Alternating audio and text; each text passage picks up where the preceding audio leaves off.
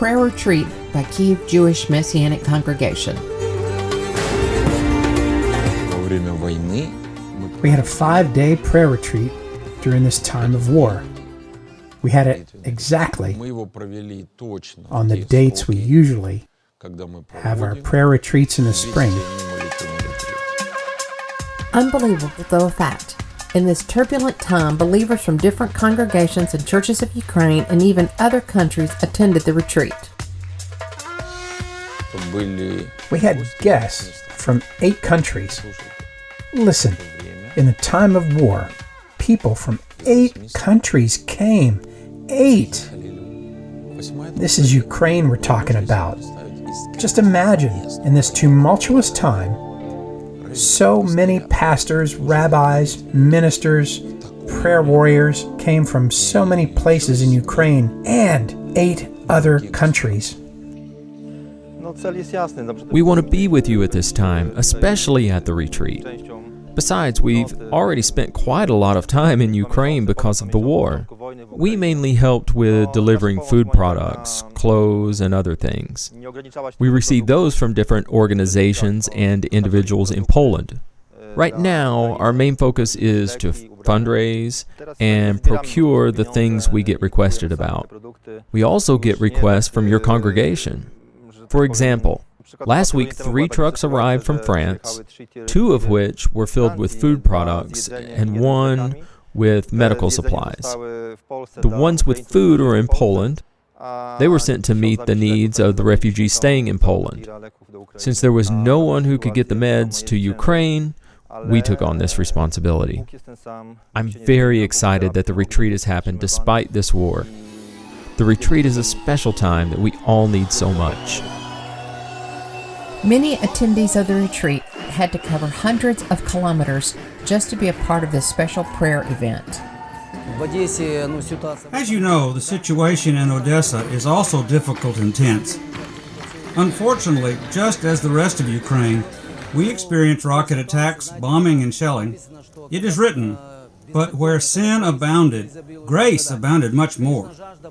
Of course, our longing for God has been present and is present, especially at such a time as this. When we planned and thought about this retreat, we couldn't even dream of coming to the retreat in May. God blessed us with this retreat, and we made the decision to come. It was an urgent necessity for us.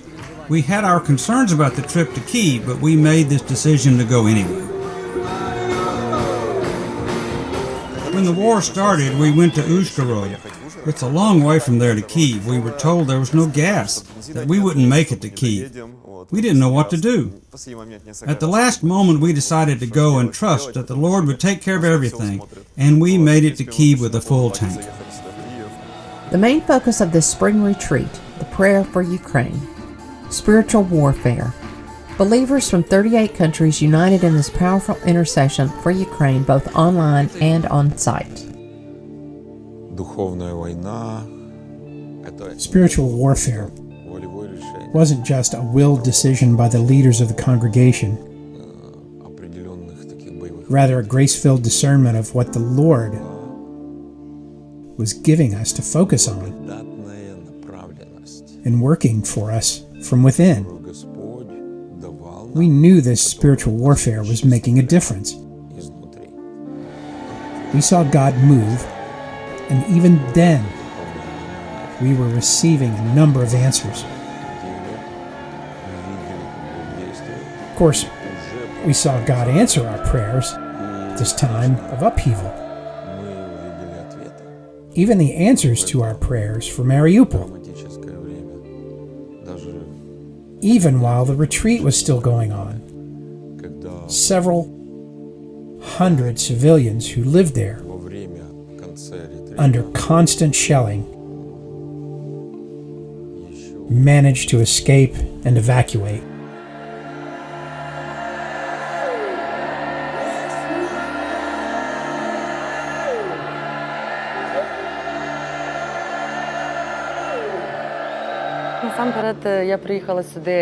First of all, I came here because I love Ukraine.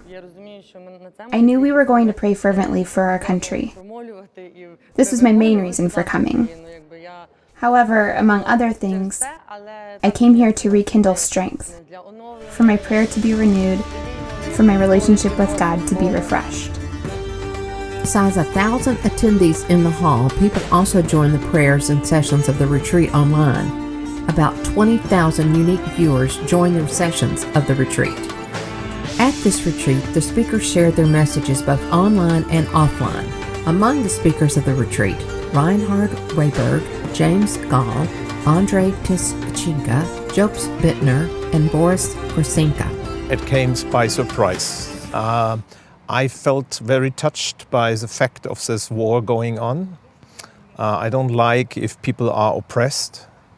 And so I start to pray, and then I find out that a friend of mine here in Kiev make worship from the Vineyard Kiev, make worship during the rockets was fly. And it's touched my heart. And I said, this is a way Apostle Paul did in the prisons at night. He started to worship in midst of the biggest oppression. And so I said, I need to know this guy. And we already have collected a lot of money, sent it to Moldova. A friend of mine has a church there. And we help the refugees coming by train, having no food, no water. And we packed over 12,000 packages to give each to everyone in the train every night.